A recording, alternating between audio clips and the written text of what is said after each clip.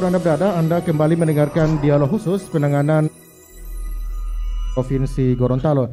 Dan juga saat ini di Studio 21 RRI Gorontalo telah hadir Ketua MUI Provinsi Gorontalo, Ustadz Abdurrahman Abu Bakar Bahamid. Iya. Dan kami juga nantinya membuka line interaktif bagi Anda yang ingin berinteraktif langsung dengan beberapa narasumber di pagi hari ini di 0821 9664 8664. Kami terima penelpon yang ingin masuk dan akan ditanggapi oleh narasumber dari pemerintah Provinsi Gorontalo, pihak DPRD maupun Polda maupun Korem, serta ada jajaran dari tim gugus tugas di Provinsi Gorontalo. Iya, di 0821 9664 8664. Iya, baik. Halo. Halo, Assalamualaikum. Waalaikumsalam warahmatullahi wabarakatuh. Dengan siapa? Halo. Iya, sudah masuk Pak. Dengan Bapak siapa? Iya, baik Pak. Hari ini pertama saya memberikan apresiasi kepada Pak Gubernur dan seluruh jajaran Forum Komunikasi Pimpinan Daerah ya, terkait dengan penanganan pencegahan ya, penyebaran wabah virus corona di Provinsi Gorontalo. Saya kira itu sudah sangat baik Pak Gubernur. Walaupun memang di Gorontalo ini karena kondisi budaya masyarakat kita yang sangat dekat, sangat erat kekeluargaannya, sehingga agak kesulitan memang untuk bagaimana menghimbau masyarakat untuk tidak selalu dekat. Tetapi secara umum dari apa yang dijelaskan oleh Pak Gubernur, termasuk harapan-harapannya ini, saya kira itu sudah cocok. Termasuk penggunaan istilah ya, virus corona saja. Kalau COVID-19 ini biasanya pemahaman masyarakat nanti lain lagi. Dan kerja-kerja aparat di lapangan juga sudah bagus. Terkait dengan dana tentunya Gubernur bersama pemerintah, bersama DPRD tentunya sudah merancang itu. Walaupun mungkin untuk media Pak Gubernur, media ini juga sudah bagus. RRI sudah fokus pada bagaimana penanganan wabah ini, tersentral dari Jakarta juga. Tinggal media-media lain mungkin Pak Gubernur juga perlu ada pertemuan dengan media sehingga menata bagaimana strategi media untuk memberikan pemahaman yang lebih luas lagi kepada masyarakat. Memang di Gorontalo istilah orang itu ya OTP ya, orang tidak paham mendengar, itu memang masih banyak juga Pak. Walaupun sebenarnya dari anak kecil sampai orang dewasa sudah paham, sudah mengerti sebenarnya bahaya dari virus ini. Tinggal ada beberapa wilayah yang kelurahan yang saya lihat Pak Gubernur ini yang melakukan blokade wilayahnya masing-masing, dan ini tentunya punya potensi konflik sebenarnya Pak Gubernur. Barangkali itu juga diatur lagi bersama-sama pihak kepolisian. Saya kira ini sekedar masukan dan saran pertimbangan Pak. Terima kasih Pak Gubernur. Baik, terima kasih Pak Hari. Iya, satu lagi di belakang Pak Hari di 0821 9664 8664. Kami terima 5 penelpon untuk sesi interaktif yang pertama ini dan akan ditanggapi oleh narasumber. Halo. Halo, Pak. Iya. Halo, dengan siapa? Dengan Pak Soman. Iya, Pak Soman. Belu Timur, Pak. Iya, silakan Pak. Tentang mengenai penyebaran COVID-19 di Gorontalo. Itu harus tangani Pak. Begitu juga di luar daerah ini. Di luar daerah sudah dilakukan pembatasan sosial berskala besar atau PSBB di luar daerah Pak. Dan di Gorontalo ini patut kita tangani virus corona di Gorontalo. Insya tidak terjadi, tidak bertambah 2 orang di Provinsi Gorontalo. Dan saya harapkan perintah bisa menangani virus corona, dan saya juga doakan juga virus corona sudah menurun. Saya doakan juga virus corona akan selalu. Barangkali dari saya, Assalamualaikum warahmatullahi wabarakatuh dan selamat pagi. Iya, waalaikumsalam warahmatullahi wabarakatuh. Iya, satu lagi penelpon di 0821 9664 8664. Iya, sudah ada yang masuk. Halo. Halo, Assalamualaikum. Waalaikumsalam warahmatullahi wabarakatuh. Dengan Bapak siapa? Yang pertama, saya selalu mendoakan dan insya Allah. Mohon maaf, dengan Bapak siapa, Pak? Dan bersama jajarannya. Ini dari Unan, Pak, dari Kota Gorontalo. Iya. Yang pertama begini, Pak. Namanya siapa, Pak? Mohon maaf. Saya berharap banyak, kalau bisa, masyarakat Gorontalo yang teridentifikasi. Kira-kira menurut Pak Dokter tadi harus di-tracking. Kenapa saya sampaikan? Karena saya berpikiran ada perspektif terbalik bahwa masyarakat Gorontalo itu belum proaktif untuk melaporkan kondisinya. Ini yang menjadi salah satu hal yang sangat vital dalam mendapatkan titik-titik yang terpapar. Yang kedua, Pak Gubernur, ini karena dekat bulan Ramadan, banyak juga masyarakat yang masih saya lihat melakukan doa bersama. Nah, ini yang harus diatur secara positif sehingga menjaga bersama-sama. Karena saya berharap yang di depan itu sebenarnya bukan dokter, tetapi masyarakat itu sendiri. Kalau kita menjaga, bisa terjaga semua anak, keluarga, dan tetangga. Ini sebagai saran banding buat Pak Gubernur dan jajarannya. Mohon izin, terima kasih Pak Gubernur. Assalamualaikum warahmatullahi wabarakatuh. Waalaikumsalam warahmatullahi wabarakatuh. Iya, satu lagi penelpon kami terima di 0821 9664 8664. Halo. Assalamualaikum warahmatullahi wabarakatuh. Waalaikumsalam warahmatullahi wabarakatuh. Ibu Rosmala silakan. Ya, Pak Gubernur yang saya hormati, begini Pak Gubernur, memang Bapak sudah banyak sekali berbuat. Saya lihat tolong, begitu sampai beliau berkata. Nah, pertanyaan saya, orang yang sudah kena 01 itu yang sudah kena, apa masuk rumah sakit itu gratis dibiayai sampai tuntas, Pak? Kemudian untuk Polri dan TNI, ini sudah menghadapi bulan Ramadan, mohon maaf. Kemarin saya lihat, saya dengar ada letusan biasa di bulan Ramadan mereka buat. Apa namanya itu ya, letusan. Ini apa dulu yang biasa mereka buat Ramadan. Mereka kan kumpul-kumpul.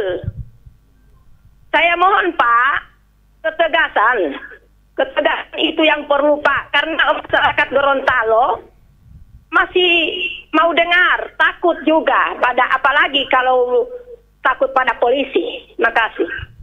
Baik, terima kasih Ibu Rosmala Pakaya. Ya, sudah 4 penelpon, satu lagi. Terima 5 penelpon kami terima. Di 0821 9664 8664. Ya, bagi Anda yang ingin berinteraktif dengan narasumber di pagi hari ini, ada Gubernur Gorontalo, ya, serta Ketua DPRD Provinsi Gorontalo, dan dari pihak Polda serta Korem serta jajaran tim gugus tugas. Iya. Sudah ada yang masuk? Halo. Assalamualaikum. Waalaikumsalam warahmatullahi wabarakatuh. Assalamualaikum warahmatullahi wabarakatuh. Waalaikumsalam warahmatullahi wabarakatuh. Dengan Bapak siapa? Bapak Gubernur dan jajaran dan Dim dan yang terhormat, dengan saya Yusuf Potale hanya menyampaikan beberapa saran. Kalau boleh, untuk sekarang sampai seterusnya jamaah-jamaah tabligh misalnya datang kemana kalau boleh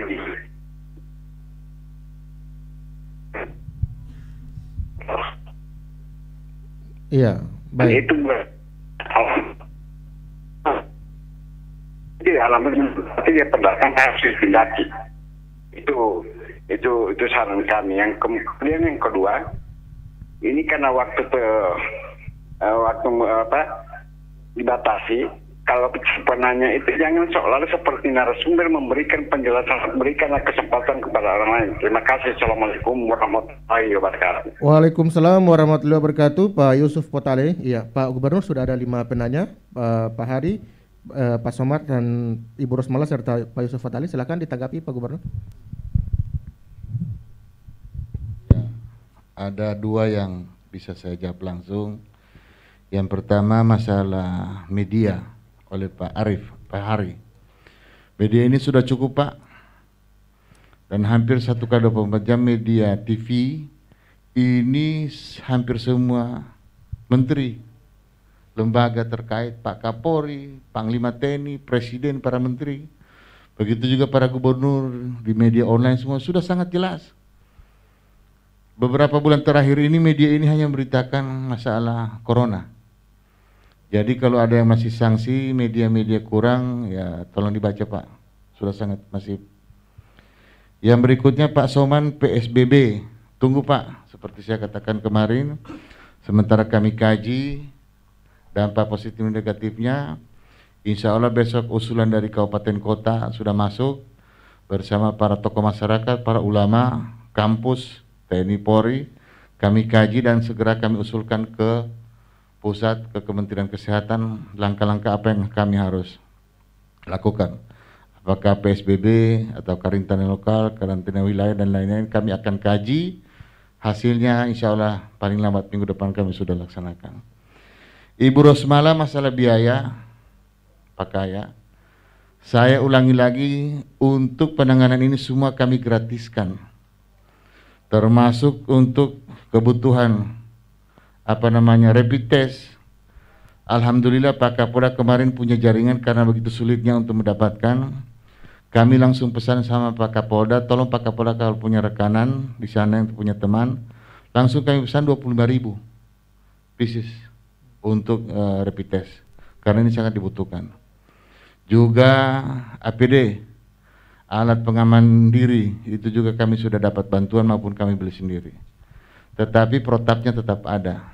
Sekarang untuk mendapatkan bahan alkohol atau kimia dari cap tikus itu sudah kerjasama Pak Kapolda dan BP POM, sudah keluar hasilnya. Alhamdulillah cap udu yang sementara bikin mabuk orang, hasil tangkapan dari Korem, TNI maupun Polda, maupun dari Satpol PP, kami sudah serahkan untuk dijadikan bahan alkohol. Dan insya Allah langkah kami satu lagi, mudah-mudahan Balai POM Gorontalo, labnya yang cukup lengkap bisa disetujui untuk pemeriksaan swabnya daripada pasien yang terindikasi mengidap penyakit corona ini. Itu 3. Yang lainnya Pak Yusuf Putalis saya nggak dengar bicaranya apa, karena tadi agak putus-putus. Mungkin ditambahkan oleh teman-teman lain. Selamat datang Pak Ustadz, Pak Bahmid, anggota DPD yang tidak pulang-pulang. Saya lihat hanya Pak Bahmid ini masih bertahan di Gorontalo terus. Bagus Pak Bahmid, tolong bantu rakyat saya Pak. Jangan ketika ada yang ingin suara rakyat, datangi rakyat, cari keluarga dan lain-lain, tapi begitu masyarakat sangat membutuhkan, banyak yang tidak kelihatan di tengah-tengah masyarakat. Selamat datang Pak Mahmud. Terima Pak. Iya, Pak Wahyu silakan tambahannya. Baik, terima kasih. Jadi saya hanya menanggapi ada beberapa yang mungkin nanti terkait dengan tupoksi kepolisian. Yang pertama tadi Pak Heri, tadi sudah disampaikan Pak Gubernur masalah media. Jadi perlu saya sampaikan bahwasanya seperti yang saya sampaikan sebelumnya tadi, dalam rangka memerangi virus corona ini tentu peran semua pihak. Salah satunya adalah media. Bagaimana media diharapkan bisa memberikan pemberitaan yang menyejukkan, bukan memberitakan yang justru membuat kepanikan di masyarakat. Nah, tentunya ini juga menjadi perhatian semuanya. Media bisa berperan dengan memberikan himbauan-himbauan. Ini pernah ditanyakan juga oleh salah satu masyarakat pada saat dialog di salah satu radio. Nah, diharapkan seluruh media ini bisa memberikan himbauan-himbauan bagaimana masyarakat yang seharusnya di dalam rangka pencegahan virus corona. Karena ada beberapa iklan layanan masyarakat yang mungkin sebelum pelaksanaan corona terjadi corona ini ada yang katakanlah berbayar. Tetapi inilah misi kemanusiaan. Jadi semua media cetak, media elektronik, media online, semua harus bersama-sama bersatu padu untuk bagaimana kita memberikan informasi-informasi yang menyejukkan, memberikan informasi-informasi yang edukasi kepada masyarakat untuk dia bagaimana bisa mencegah penyebaran virus corona khususnya di wilayah Provinsi Gorontalo. Kemudian terkait blokade, ini saya luruskan, kita tidak ada namanya blokade. ya. Artinya kita hanya memperketat di perbatasan-perbatasan. Kalau blokade otomatis itu sudah ditutup total, tidak ada yang masuk. Tetapi pada pelaksanaannya kita tetap seleksi kepada mereka-mereka yang sudah katakanlah lolos daripada uji pemeriksaan kesehatan yang ada di perbatasan. Khususnya pada jalur distribusi logistik, ini tetap dipersilakan untuk bisa berjalan. Karena jangan sampai akibat penutupan justru akan berdampak kepada perekonomian di masyarakat. Jadi tidak ada blokade, yang ada adalah pembatasan ataupun pemeriksaan yang diperketat di perbatasan dalam rangka untuk mencegah tadi penyebaran virus corona yang masuk di wilayah Provinsi Gorontalo. Kemudian terkait pembubaran, ada kegiatan-kegiatan masyarakat menjelang hari menyambut hari Ramadan. Tentunya kegiatan-kegiatan masyarakat itu berangkat dari lingkungan RT, RW, desa, kecamatan. Tentunya sebelum polisi bertindak, tentunya diharapkan tadi peran daripada RT, RW, kepala desa ini juga bisa menghimbau kepada masyarakatnya, pemuda-pemudinya, untuk tidak melakukan kegiatan-kegiatan yang kontraproduktif. Saat ini kita semua adalah sedang berperang untuk melawan virus corona ini. Hindari kegiatan-kegiatan yang bersifat kerumunan massa. Ini yang harus selalu dihimbau kepada seluruh masyarakat. Jadi bukan hanya polisi saja. Polisi saja peran terakhir ya. Kita melakukan penegakan hukum itu adalah menjadi alternatif terakhir. Jadi kita lebih mengedepankan pada upaya-upaya preemptif maupun istilahnya persuasif, memberikan himbauan-himbauan. Tetapi pada saatnya nanti apabila himbauan-himbauan itu tidak diindahkan, maka sesuai dengan maklumat Kapolri, dasar hukumnya juga jelas. Ada Undang-Undang Nomor 6 Tahun 2018 tentang kekarantinaan kesehatan, ada juga KUHP dan undang-undang lain yang nantinya bisa menjadikan dasar Polri untuk melakukan tindakan tegas. Namun sebelum itu semua kita laksanakan, tentunya sekali lagi kami mengharapkan kesadaran dari diri masyarakat. Percuma juga kita sudah lakukan, tetapi kalau masyarakat masih kucing-kucingan, ini juga akan bisa tidak ada apa yang kita laksanakan tidak akan optimal. Oleh karena itu ini adalah menjadi tanggung jawab kita semua, baik masyarakat termasuk nanti dari Polri, TNI maupun pemerintah daerah yang akan selalu hadir memberikan perlindungan, pengayoman kepada masyarakat. Ya, dan pendengar dimanapun Anda berada, Anda di rumah saja dengarkan Radio Tanggap Bencana RRI Gorontalo. Iya. Dan di saat ini juga hadir di RRI Gorontalo dari tim gugus tugas. Ya, mungkin ini kan biar masyarakat lebih mengetahui informasi yang jelas, tidak ada hoax di masyarakat kan saat ini banyak yang mengatakan bahwa ada yang terkait dengan hasil rapid test, ada yang 8, 10. Nah, berhubung ada yang berkompeten, mungkin Pak Dr. Trianto bilangnya bisa menjelaskan saat ini dari hasil 158 yang kemarin sudah di rapid test untuk jamaah Gorontalo itu hasilnya seperti apa Pak Dokter? Silakan. Selain itu juga terkait dengan setelah mereka diisolasi di Mes Haji, bagaimana pelayanan yang diberikan oleh gugus tugas? Silakan Pak Dokter.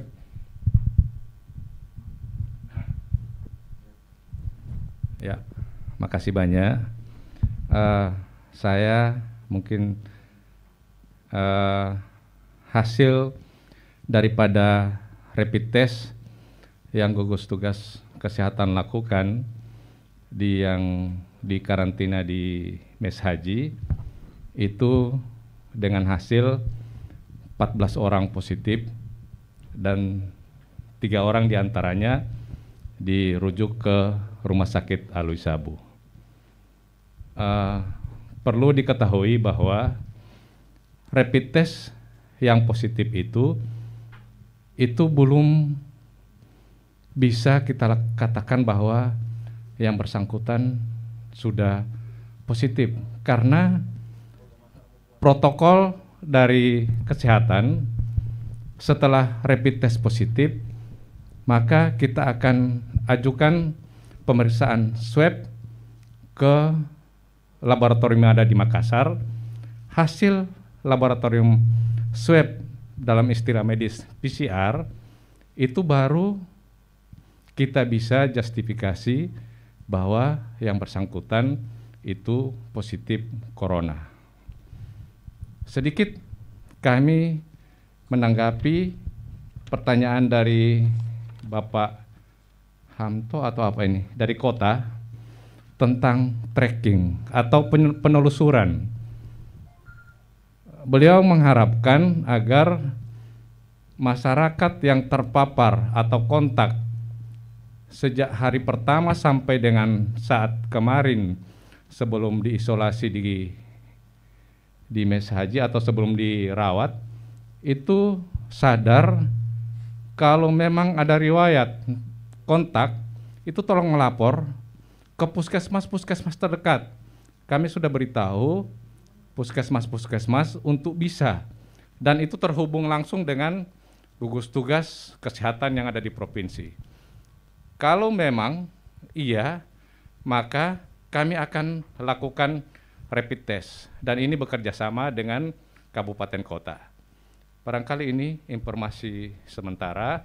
Makasih. Assalamualaikum warahmatullahi wabarakatuh. Waalaikumsalam warahmatullahi wabarakatuh. Iya, di studio juga hadir Ketua MUI Provinsi Gorontalo, Ustadz Abdurrahman Abu Bakar Hamid, yang juga selaku anggota DPD RI asal Gorontalo. Ya, Pak Ustadz, ini terkait dengan adanya himbauan ataupun masyarakat itu ibadah di rumah, baik terkait dengan sholat Jumat maupun Ramadan, Pak Ustadz. Ini kan masih ada masyarakat yang menyaksikan terkait dengan himbauan tersebut. Silakan mungkin Pak Ustadz ditanggapi atau diberikan pemahaman kepada masyarakat, Pak Ustadz. Bismillahirrahmanirrahim. Assalamualaikum warahmatullahi wabarakatuh. Pak Gubernur dan seluruh narasumber, seluruh masyarakat. Yang pertama, MUI Gorontalo 3 pekan yang lalu telah mengeluarkan himbauan berupa tausiah yang merupakan turunan dari fatwa MUI Pusat. Saat belum ada yang terpapar positif, kami dari awal sudah mengeluarkan tausiah untuk tidak melaksanakan sholat berjamaah baik Jumat maupun sholat jamaah yang 5 waktu atau kerumunan dalam bentuk apapun, kegiatan agama atau kegiatan apapun. Kenapa? Karena sesuai dengan fakta-fakta yang tadi disampaikan baik oleh gugus, oleh Pak Gubernur, oleh semua pihak, bahwasanya kita termasuk daerah yang sangat-sangat rawan. Itu yang pertama. Yang kedua, dasarnya jelas, ini bukan mengada-ngada, ini berdasarkan pertama, kami mengikuti fatwa bukan hanya ulama Indonesia. Di Indonesia kami mengikuti fatwa dari banyak ulama. Di dunia bisa dikatakan ulama dari madhab apapun telah sepakat. Baik yang ada di Al-Azhar maupun yang merupakan pusat dari fatwa dunia, itu ada 2 bisa dikatakan di dunia sekarang ini. Yang pertama di Mesir di Al-Azhar, dan yang kedua ada di Saudi Arabia. Ini semuanya sepakat untuk tidak melaksanakan selama ada bencana wabah. Dasar-dasarnya kami ingin menjelaskan sunnah Nabi SAW. Yang pertama, dalam sebuah hadis dikatakan jangan mendatangi tempat yang terjadinya wabah. Artinya kita melakukan karantina. Kalau memang dibolehkan, hanya saja setiap provinsi tentu mempunyai kewenangan yang terbatas, karena ada juga yang kewenangan yang ada di pusat. Tentu memperketat kalau kita bisa di sini ya. Dan usulan real dari kami, kalau dibolehkan oleh otoritas dan kewenangan provinsi, kalau toh tidak bisa melakukan karantina total, maka yang boleh kita lakukan kalau dibolehkan adalah setiap yang masuk Gorontalo dilakukan karantina 14 hari untuk setiap yang masuk, siapapun itu. Sehingga kalau toh mereka ingin datang, berpikir daripada di karantina 14 hari, mendingan tidak usah mudik, tidak usah pulang kampung. Yang kedua, hadis Rasulullah SAW mengatakan, "Falaisa min rajulin yaqa'u ta'unu fayamkuthu fi baitihi sabiran muhtasiban la ya'lamu annahu la yusubuhu illa ma katabahu Allahu lahu illa kutiba lahu ajru syahid." Barang siapa yang ditimpa oleh musibah wabah, lalu dia berdiam diri di rumah dengan keadaan sabar, yakin terhadap ketetapan Allah, mengharapkan pahala dari Allah, maka dia akan ditetapkan mendapatkan pahala orang yang mati syahid walaupun dia tidak mati. Ini juga yang diamalkan oleh para salafus saleh. Mereka tetap berada di rumah. Mereka bahkan menjaga jarak. Ini disampaikan oleh Imam At-Tabari, mereka menjaga jarak kira-kira 1 meter. Hadirin para pemirsa atau pendengar sekalian, lalu bagaimana, apakah boleh meninggalkan Jumat untuk urusan yang seperti ini? Ini disampaikan oleh, bisa dikatakan ijma, bahwasanya boleh meninggalkan jamaah dan Jumat untuk alasan-alasan yang pertama sakit, alasan terjadi bencana alam, dan alasan lain termasuk khawatir terjadi bencana, terjadi penyakit. Dan ini disampaikan oleh Imam An-Nawawi dalam kitabnya Al-Majmu' dan Imam Mardawi dalam kitabnya, beliau mengatakan dan termasuk yang dibolehkan untuk meninggalkan Jumat adalah li khaufi hudutsil al-marad, khawatirnya kita terjadinya penyakit. Dan hadis Rasulullah juga mengatakan la turidul mumridha al-musihha bil mumrid. Jangan campur antara yang sakit dengan yang sehat. Sekarang ini kita tidak bisa bedakan mana yang sakit, mana yang sehat, sehingga kita mengambil antisipasi yang terburuk bahwasanya semua kita bisa saja berpotensi membawa penyakit, karena sebagaimana disampaikan oleh beliau-beliau yang pakar, orang bisa terpapar walaupun tidak mengalami gejala dan bisa menjadi carrier atau penyebab kepada yang lain. Oleh karena itu, sejak awal kami MUI kita memberikan kontribusi kepada bangsa dan negara ini, kepada kemanusiaan. Apa yang bisa kita berikan adalah memberikan tausiah ini, saling menjaga diri. Jangan sampai agama ini dituduh menjadi penyebab penyebaran penyakit. Jangan sampai seperti itu, akhirnya orang menjadi negatif pandangannya kepada kita, para tokoh-tokoh agama. Dan kita tidak boleh sama sekali melakukan stigmatisasi. Tidak ada yang salah adalah pribadi-pribadi. Dan kalau terjadi perbedaan pendapat, itu juga secara ijtihad dibolehkan, tidak ada masalah. Jadi apa yang harus dilakukan kalau terjadi perbedaan pendapat di kalangan para ulama, di kalangan para ustadz? Boleh-boleh saja, tidak ada masalah. Akan tetapi pada saat terjadi perbedaan, lalu ini masuk pada ranah wilayah publik, maka yang harus mengambil alih adalah pemerintah. Sebuah ungkapan kaidah fikih mengatakan ra'yul imam yarfa'ul khilaf. Kalau terjadi perbedaan pendapat pada ada ranah publik di kalangan para ulama, maka pendapat pemerintah itu akan menghilangkan seluruh pendapat. Dia memutus seluruh pendapat yang ada. Sehingga masjid-masjid yang ada dan sebagainya, kami sudah mengeluarkan tausiah dari ormas-ormas Islam, NU, Muhammadiyah, Wahda, dan beberapa ormas sudah mengeluarkan tausiah. Sekarang bolanya ada di tangan pemerintah. Dasarnya sudah ada, silahkan. Tentu saja yang bisa kita lakukan adalah langkah persuasif. Mengundang, memberikan masukan kepada seluruh ustadz, kepada para takmir masjid, berdialog dengan mereka sehingga bisa dibuat kata sepakat. Lalu ada pertanyaan terakhir, bagaimana kita meninggalkan Jumat 3 kali berturut-turut? Dalam hadis itu ada 2 redaksi yang setahu saya. Yang pertama dikatakan barang siapa yang meninggalkan Jumat 3 kali berturut-turut min ghairi udhrin, tanpa udur. Yang kedua, dalam hadis itu dikatakan tahawunan itu meremehkan, intinya juga tanpa uzur, maka dia akan ditutup hatinya atau ditetapkan sebagai orang munafik. Nah, yang tidak boleh itu adalah ada uzur.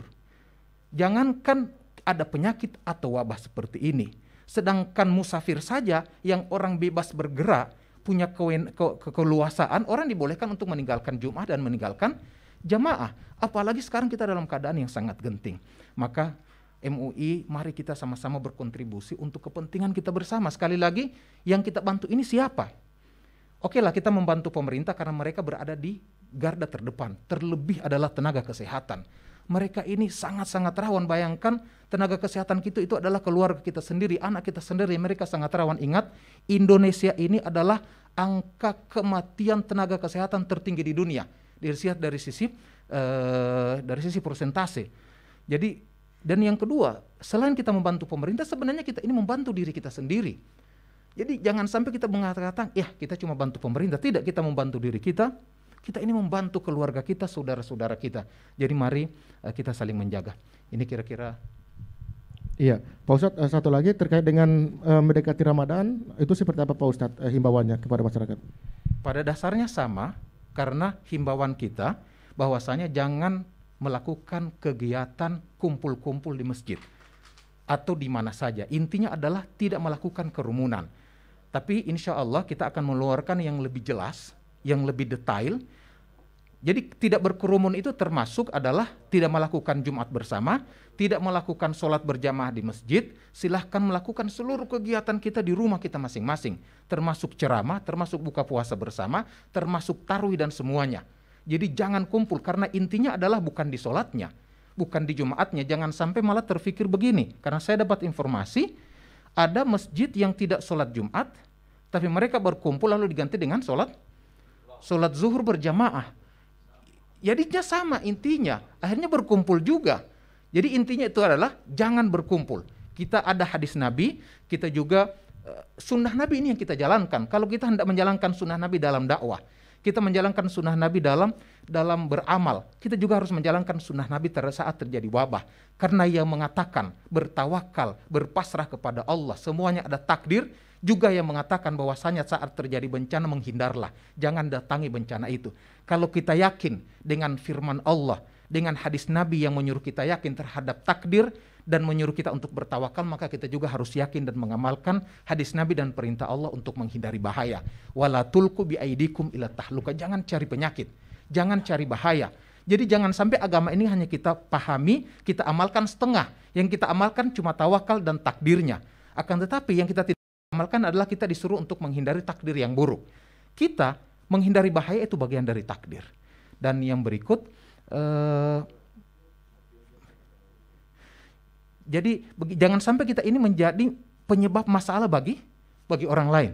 Menjadi karena kita tidak tahu siapa yang membawa masalah apa. Yang ingin saya sampaikan berikut adalah dampak ekonomi yang insya Allah sebagian sudah ditangani oleh pemerintah, akan tapi sungguh pemerintah tidak akan sanggup karena orang yang terdampak sangat banyak. Maka mari kita wata'awanu 'alal birri wattaqwa. Hadis Rasulullah mengatakan barang siapa yang tetangganya lapar lalu dia tidak bantu sedangkan dia punya kelebihan, maka oleh Rasul dikatakan tidak sempurna imannya. Mari kita saling membantu, jangan semuanya dilepas kepada pemerintah. Ini adalah dosa kita, tanggung jawab kita dan amanah kita. Dan kepada Polri dari MUI ingin meminta bantuan karena kita mengkhawatirkan juga dampak keamanan dari masalah ini. Demikian. Iya, baik. Terima kasih Pak Ustadz Bamit. Dan pendengar dimanapun. Saya tambahkan satu. Ya, selain kita melakukan ikhtiar fisik, kita juga harus melakukan ikhtiar langit. Ikhtiar langit kita adalah peringatan dari Allah. La'allahum yarji'un, kita diminta untuk kembali, kita diminta untuk bertobat, kita diminta untuk memperbanyak amal. Jadi pergunakan kesempatan itu untuk istighfar, memperbanyak amal. Dan setelah itu mari kita perbanyak doa yang diajarkan oleh Rasulullah untuk perlindungan. Ada beberapa doa untuk perlindungan. Yang pertama, a'udzu bikalimatillahi tammati min syarri ma khalaq. Kita baca 3 kali pagi dan petang. Bismillahilladzi la yadurru ma'asmihi syai'un fil ardi wala fis sama'i wa huwas samiul alim. Kita baca pagi dan petang 3 kali. Dan yang berikut, perbanyaklah sedekah karena sedekah bisa mencegah bala. Demikian tambahan. Baik, pendengar dimanapun Anda berada, sebelum kita lanjutkan dialog, kita ikuti iklan layanan masyarakat berikut ini.